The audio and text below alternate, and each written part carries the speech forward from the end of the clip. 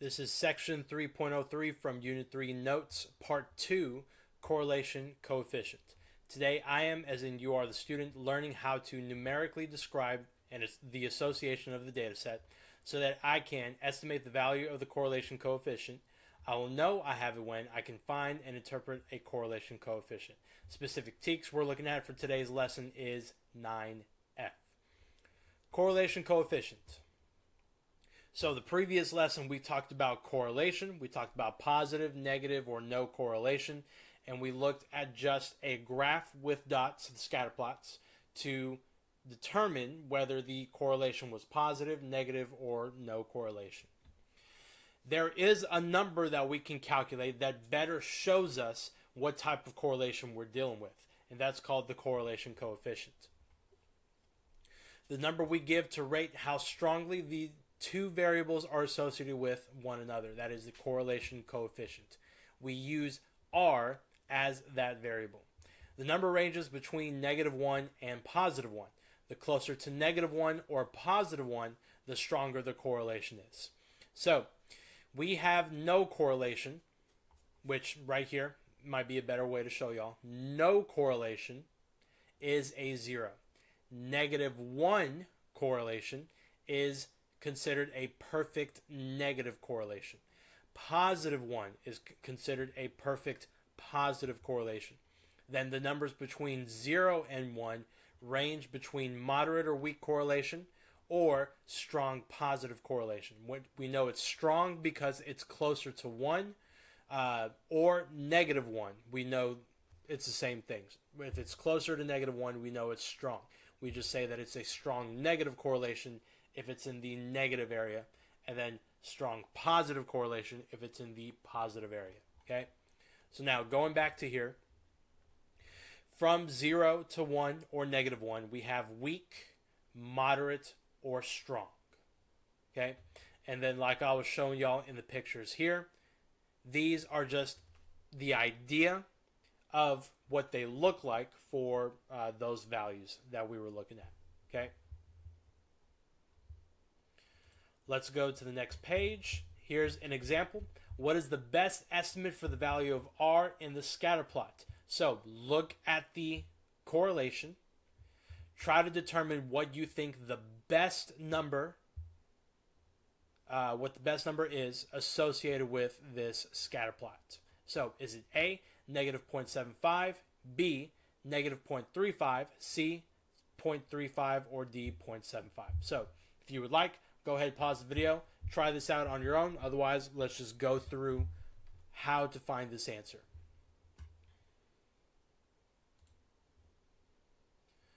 Okay, so first thing we got to look at is the orientation of the scatter plot points. And from left to right, I notice that they're going in a negative or in a downward trend. And so my numbers can't be positive, whatever the numbers are. So C and D cannot be those answers because 0.35 and 0.75, those are positive numbers, and we've already established that the graph is going in the negative direction.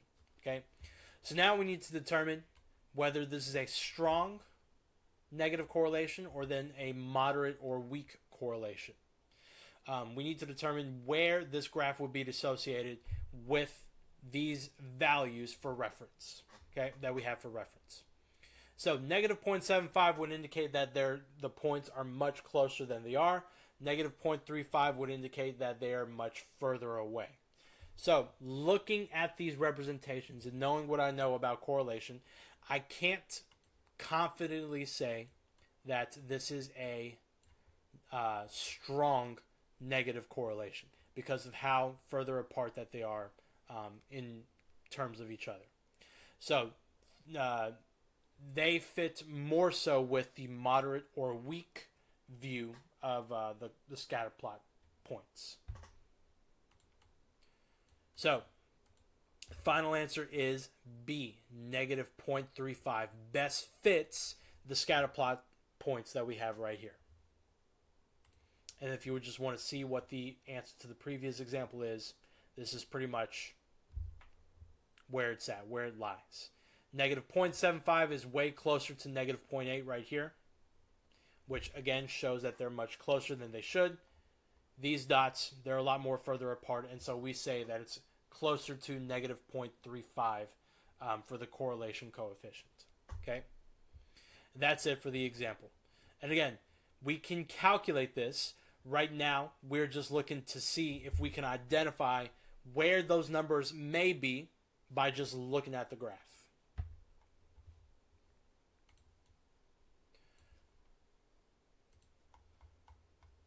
Here's another poll, another example. The correlation coefficient between two variables is negative 0.09, which is true. A, there is almost no association between the variables. B, there is a strong negative association between the variables.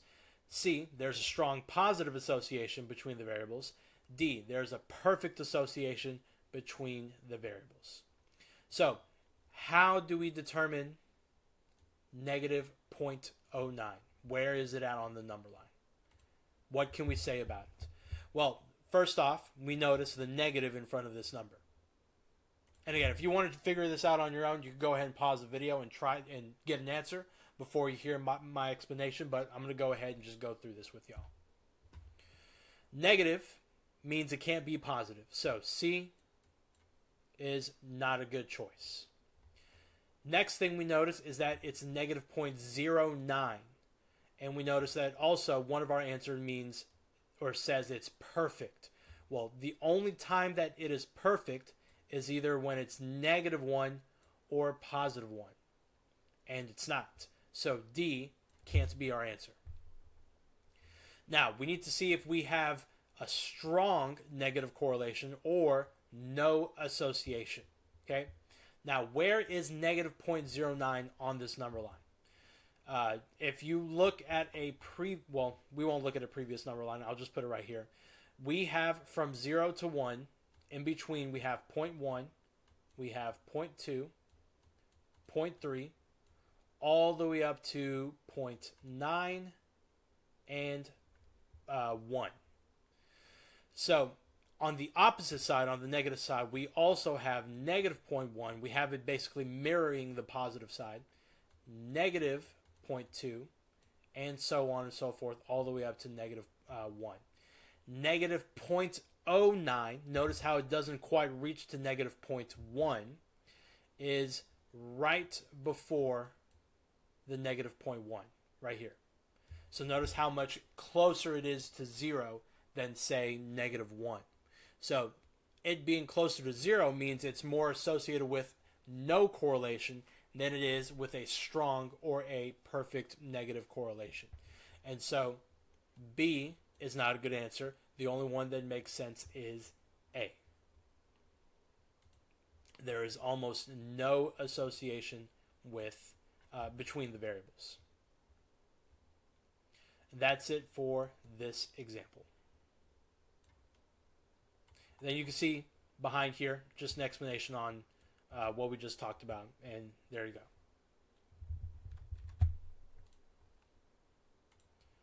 Okay, on the next page, one more poll before I get y'all to do the U-try, because this is a little bit harder of a concept to grasp. We're dealing with numbers, and from those numbers, we need to have an image in our head on what they mean in terms of these scatter plot points right here. So, here's another poll. Or, well, another example that you can pause and try on your own before I explain it to y'all. So if you want to do that, go ahead. Otherwise, I'm going to go through it. In general, what number of traffic violations decreases... In general, the number of traffic violations decrease with age. What could be the correlation between a person's age and the number of traffic violations? So, look at the word problem. In general, the number of traffic violations decreases with age. So, what type of trend are we dealing with in this correlation? We're dealing with a negative type of correlation. So, anything with a positive, we can mark off. C, 0.61, no good. And then D, 1, no good.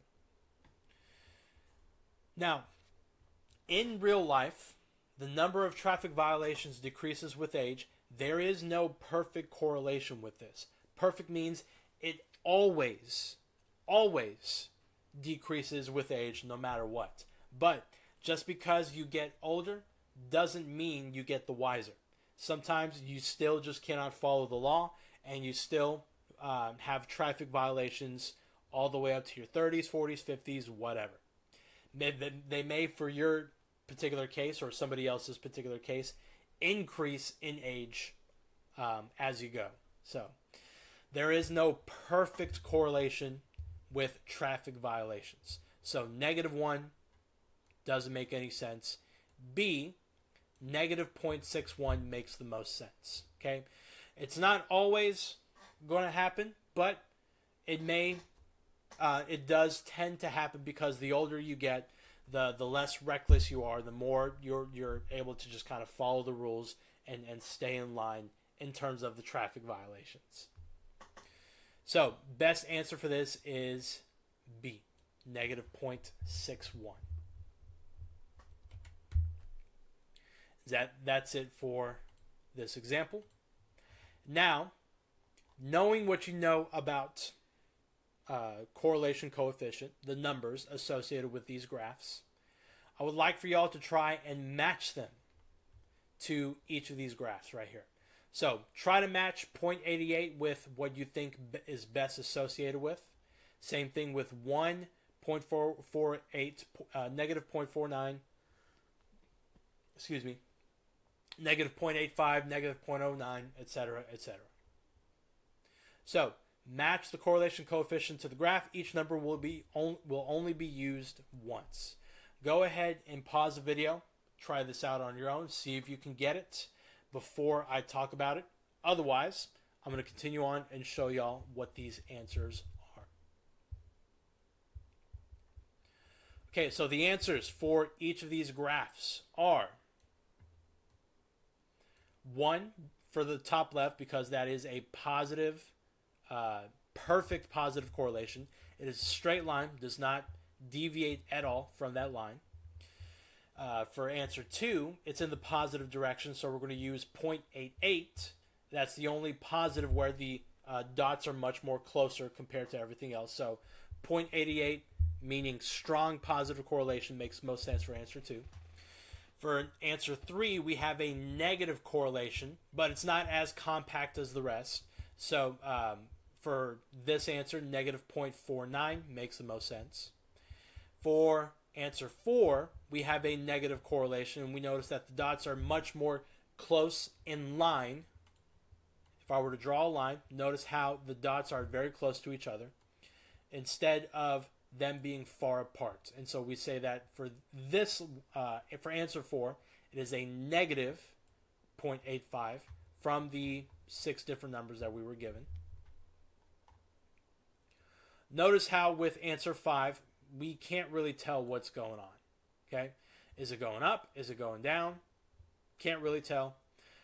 So the only one that makes sense for answer 5 is -0.09. Even though we can't really see that it's negative, we can conclude that there's just nearly no correlation going on with it. So the 0.09 is what we're basing this off of. There's just no correlation that we can tell from this graph.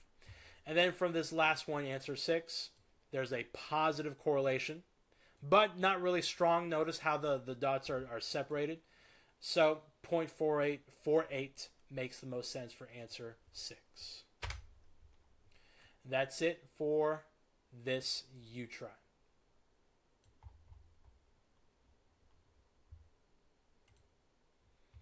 Okay, now we're going to go through and actually calculate this using either the Desmos calculator or the TI-84 calculator. I'm going to show y'all both, but I also have them linked in the class kick notes along with a video of me going over how to do them. So if you just open the notes and you want to go through a video of how to use Desmos or TI-84, they're linked right there. Okay, but let's go through with Desmos first. So we're going to have a data set, a table, and from that table, we're going to enter it into Desmos and then calculate the line of best fits, or the linear regression line. And from that linear regression line, we can get a few different things that can tell us more about that data set. One of those things is the correlation coefficient. Okay? Did I miss anything in this previous one? Nope, I did not. Okay. So we're going to enter this data set by doing the following. So from Desmos, we're going to create a table. So you're going to click the plus sign and then make the table. And then you're going to enter all the x1 and y1 values there. So for the left side, we have 1, 2, and then if it notices a pattern, it'll autofill it for you. So I'm just going to hit enter until 8. 3, 4, 5, 6, 7, 8. Okay, from the y1s, I have 25, 31, 34, 36, 40, 41, 47, and 55. All right. So, yeah, we've already gone through a few of those steps. We are then going to type in this equation in the next line. Okay, so line 1 is our table. Then we're going to click right here for line 2, and we're going to type the following: y1 squiggly mx1 plus b. And then that squiggly should be at the top left of your keyboard. You're probably going to have to hold shift and then press that key. But here we go. So in line 2, y1 squiggly equals, no equals, mx1 plus b. And then it'll create the line of best fit. It'll give you some, it'll give you the slope, the y-intercept, and then it'll give you the correlation coefficient right there.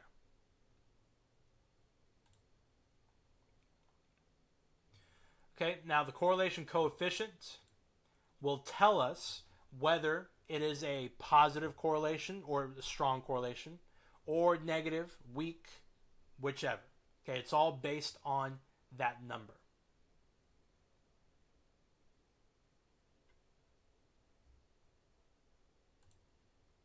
It's all based on that number right there. So since it's closer to 1, we can say that this is a strong correlation. It's not perfect. Perfect would mean that it's exactly 1. So we just say it's a very strong correlation. We also notice that it's positive. So the correlation with this data set that we entered is a strong positive correlation. And then we could also create the line of best fit to predict values in the future or in the past or anywhere in between what they could have been. And then we could do this with a certain amount of reliability because we notice that there's strong correlations with the data. So that's how we use Desmos. Now, if you want to use TI-84, again, I have a video right there that'll show y'all how to do that. But I'll walk y'all through it on this one.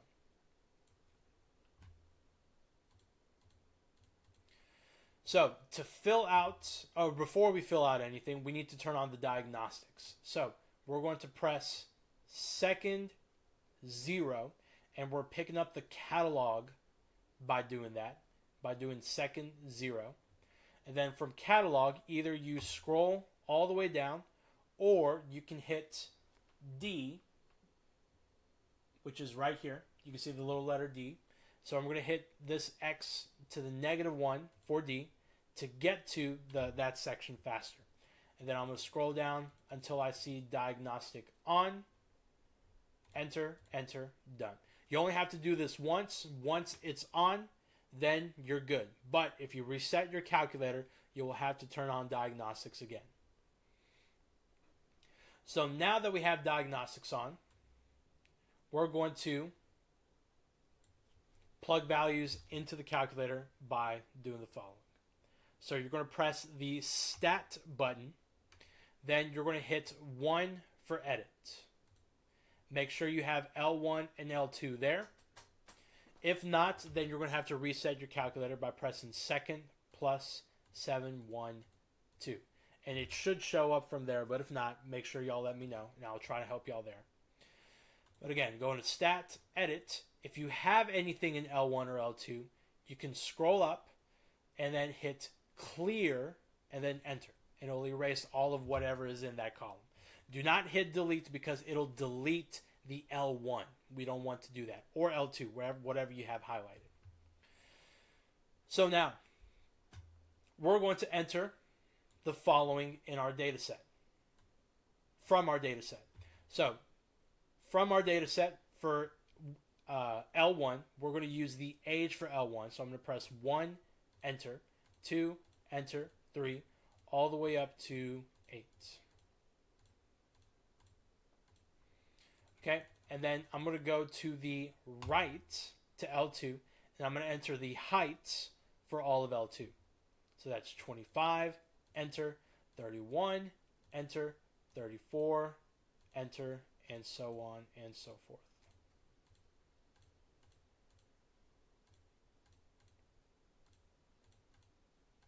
Make sure that none of them are left without a number. They should all have a pair. Okay. Now, once we get everything entered, let's go to the next part of our notes here. We're going to do the following to calculate the correlation coefficient, the line of best fit, all of that stuff. So I'm going to press second mode to quit out of that screen and get to the main one, and then I'm going to hit the following. I'm going to press Stat, go to the right for calculations, and then I'm going to choose option 4 for linear regression, linreg.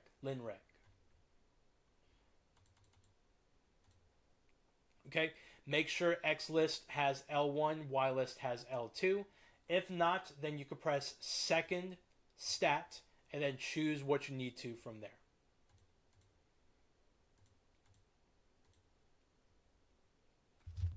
And then scroll down to calculate, hit enter, and then it'll show everything there. But if you do not have diagnostics on, it will not show the R value. So let me actually do that real quick. I forgot I reset the calculator.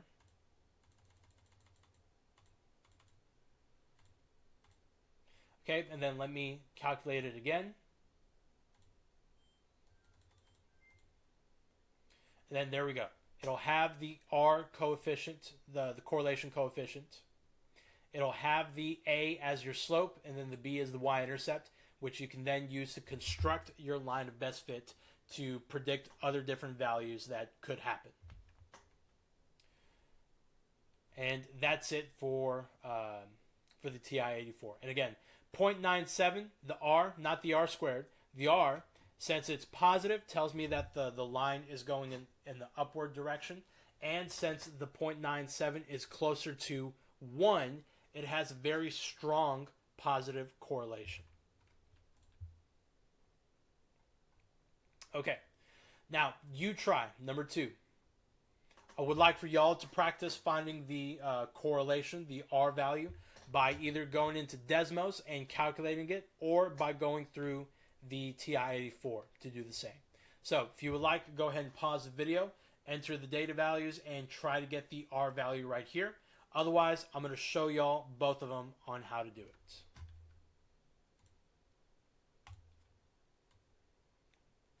Okay, if you look at the age of your family's car and its value, you will find as the car gets older, the car is worth less. Use the calculator to find the correlation coefficient, R, and then round it to 3 decimal places. Okay, so using Desmos, creating the table, we're going to enter for the age of the car value. That's all the X values, so we go up to 5. So I'm going to hit 1, 2, 3, 4, 5. For the value, that's the Y's, I'm going to have 30,000, 27,000, 23,500, 18,700. And then the last one is 15,350.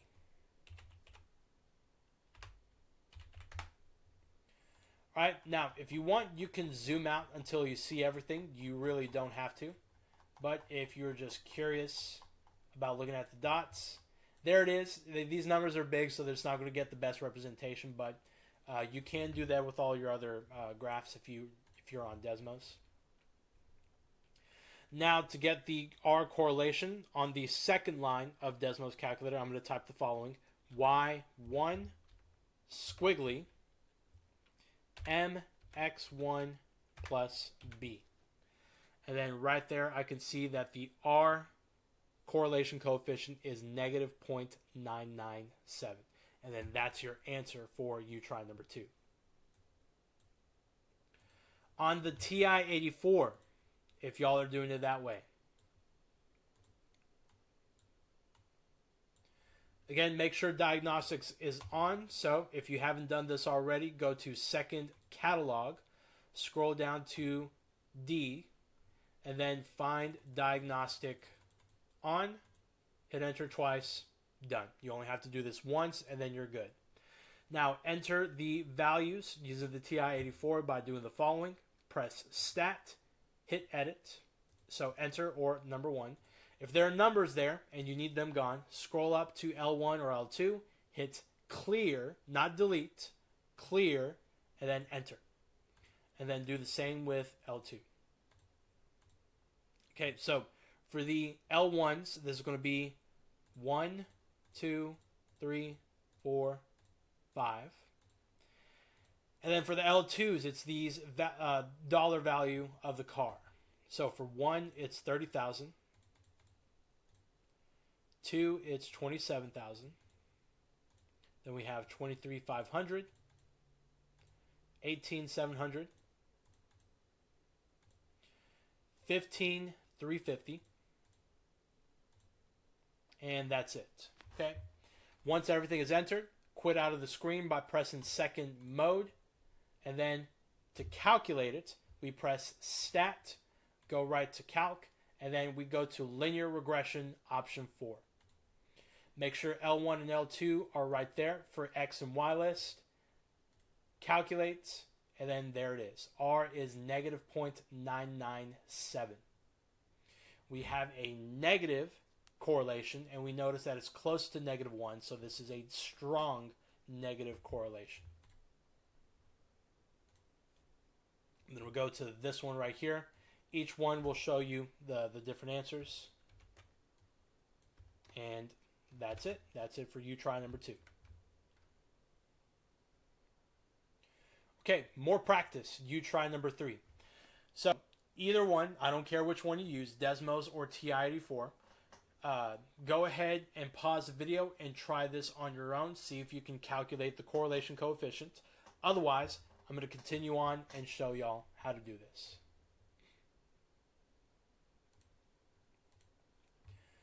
Okay, since I've explained this twice at this point, I'm going to go through this much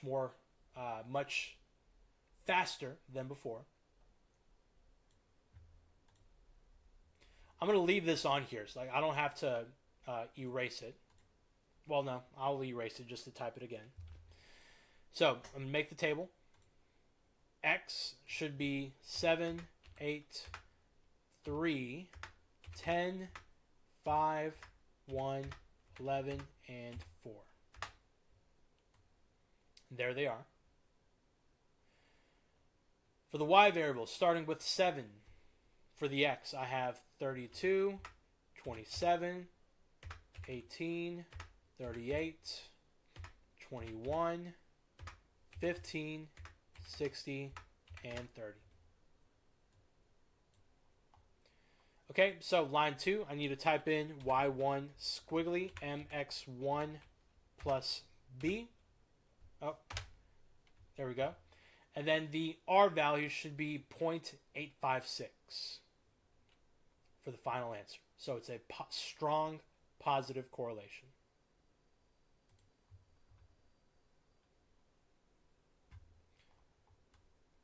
Yeah, 0.856. Okay, using the TI-84s if y'all decided to go that route. We need to enter our variables, so I'm going to go stat, edit, scroll up, and clear these out. So we have 7, 8, 3, 10, 5, 1, 11, and 4. For the Y values, I have 32, 27, 18, 38, 21, 15, 60, and 30. Make sure everything has a pair, which looks like it does. And then I'm going to quit out of the screen by pressing second mode and then calculate. Stat, scroll right to calc, hit option 4, make sure L1 and L2 are there, and then calculate. And then we have positive 0.8559 whatever. Which again, that is our answer right there.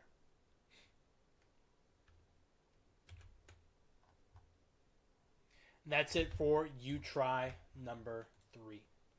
That's it for this lesson. So if y'all need anything, let me know. Y'all have my phone number and email. Text or call, it doesn't matter. After 5 p.m., I'm typically off work, but if it's an emergency, I'll try and help y'all as soon as possible. Same thing with emails. I usually only check them during work, during school time. So if y'all need anything and it's an emergency, y'all have my number there as well. Okay, so that's it for 3.03 Part 2 notes. Y'all have a good one. Take it easy, everybody.